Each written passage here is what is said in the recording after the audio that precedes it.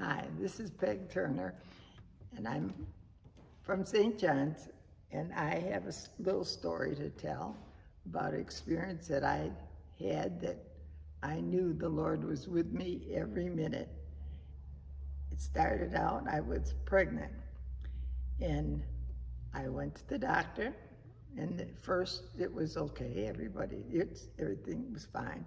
Well, it went on and on and on, and I knew from the beginning that something was going to be wrong with this baby. I just knew it. This was our first baby, and I didn't know anything about what you're going to do for having a baby, but I just knew something was wrong. So I'd go to the doctor, and finally, to make a long story short, I had the baby, and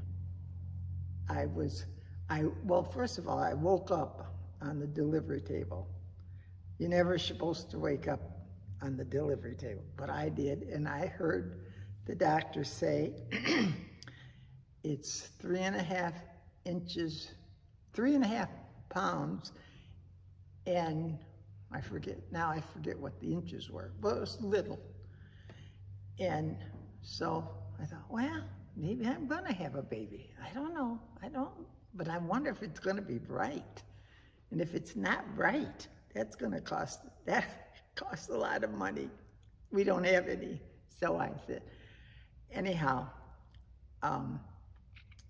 went through, and I had the baby, and then they took me into another room to recover, and a nurse came to me and said, you have a baby girl, and it was born with the back of the head missing, so it only had a little bit of its brain left, and so it only lived a half hour. But what I was pleased with, that one of the nurses that were taking care of me wanted to baptize it, and I just thought that was wonderful when I found out all about this later.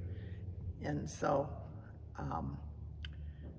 she baptized it, and then I came home. I never saw the baby. We never named the baby. That's one thing that's bothered me over the years. Why didn't I name it?